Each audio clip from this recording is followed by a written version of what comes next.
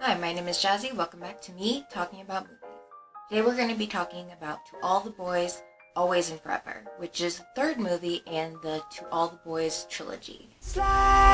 It's hard to believe. I'm standing in a timeless street. What all started with a letter, a hot tub, and a diner could turn into this. Romantic comedies should be like the MCU.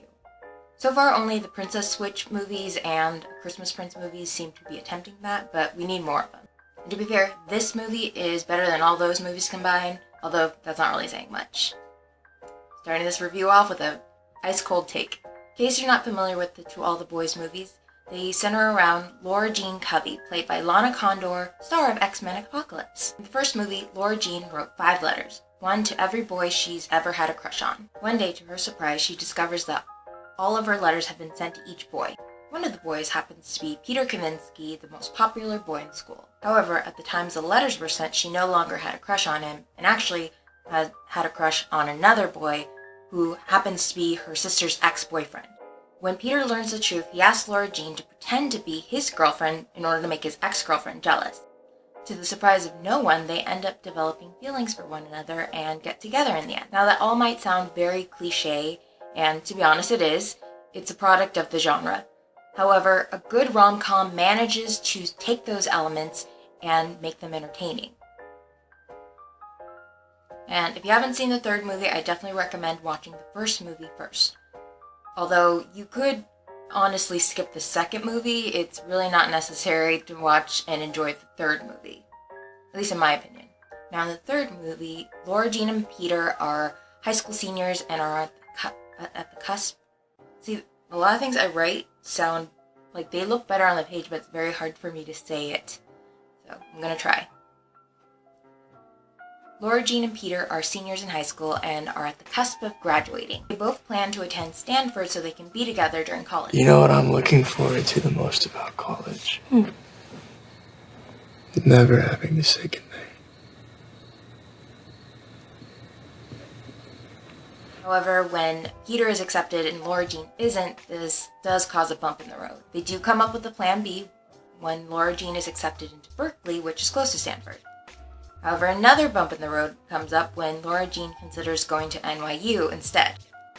Now, the third movie follows a very relatable concept to high school sweethearts.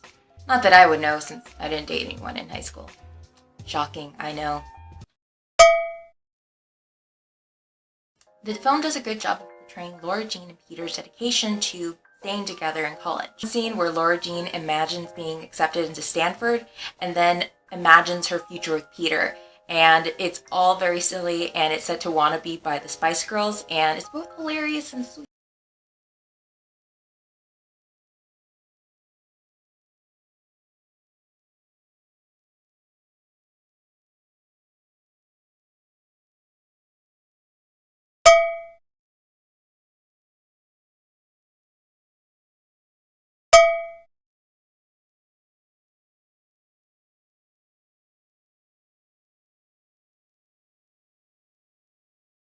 What I love about that is later on, when Laura Jean finds out she's been rejected by Stanford, she plays that same fantasy sequence, but it's in reverse, and it's set to a ballad version of Wannabe.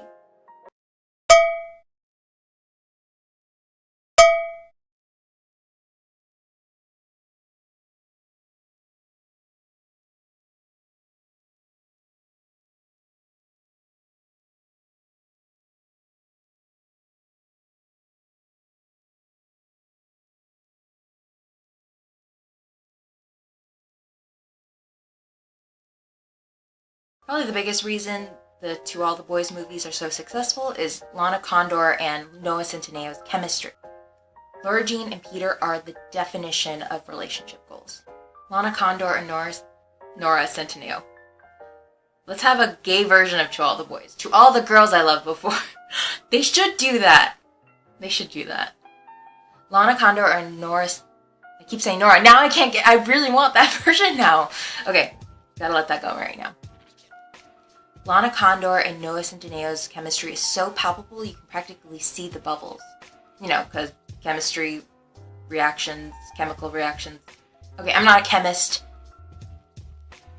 I'm a human. I'm dumb. You can tell how comfortable Laura Jean and Peter are around each other, especially with the way they joke around. And Peter Kavinsky is one of the best boyfriend portrayals in the history of cinema. He's so caring and understanding towards Laura Jean. In the movie, when he finds out that Laura Jean didn't get accepted into Stanford and that she kept that information from him, his first reaction isn't to get mad. His first reaction is to ask her what's wrong, and then he immediately comforts her when she explains the situation. I didn't get into Stanford.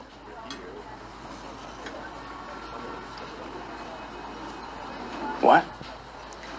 The text that I sent you, it was a mistake. It was to Margot. It was about something else. I don't get what you're saying. We're not going to college together, Peter. I got rejected. But it's fine, because I got into Berkeley, and I know that's not what we planned, but it's only an hour away, and I'm going to get better at driving, and we can spend the weekends together. Are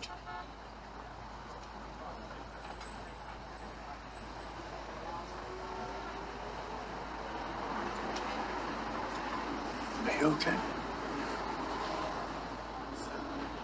I'm sorry, I really wanted to make it work for Hey, us. stop. This is not your fault. Okay? At all. Is it realistic for a teenage boy to be this caring and understanding? Based on my memory of teenage boys, no. Then again, it's been about 10 years since I was in high school, so maybe they've changed. Either way, Peter is the type of wish fulfillment I can get behind. What I like about the third movie is that it doesn't feel like it's trying to recreate the same magic as the first movie. The problem with a lot of sequels is that they tend to try and tell the same story as the first movie with some minor tweak.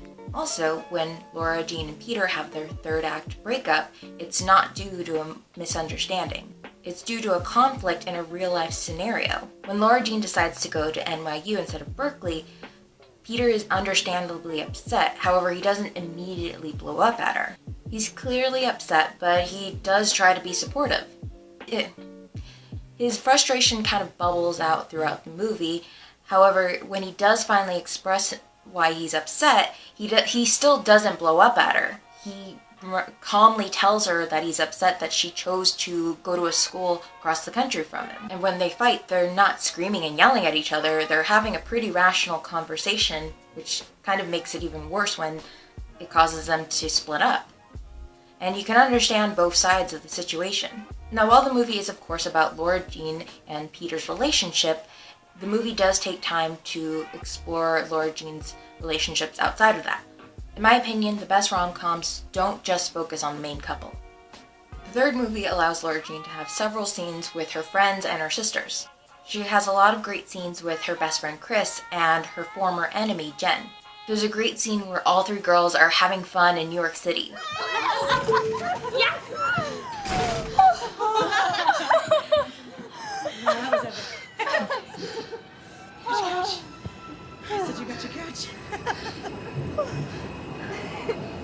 You know, this could be us someday.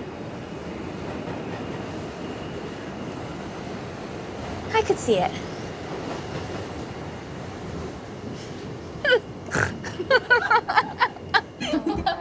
I'm so sweaty, I need to shower. I face masked up for the We also get some scenes with Peter and his absentee father, who's unfortunately not played by Mark Ruffalo. Dad. You must be Laura. I've heard so much about you. Laura Jean. No, Dad. it's okay. It's not okay. You're my dad. You should know your girlfriend's name. Apologies, Laura Jean. Very nice to meet you. You too. Now I'm dead inside. But the ending actually had me tearing up by how sweet it was. Now you probably have a good idea of how the story ends, but I'm not going to spoil it. I'll just say that couldn't have ended any better. Now let me know what you thought of this movie and whether or not it was a good ending to the trilogy. Thanks for watching.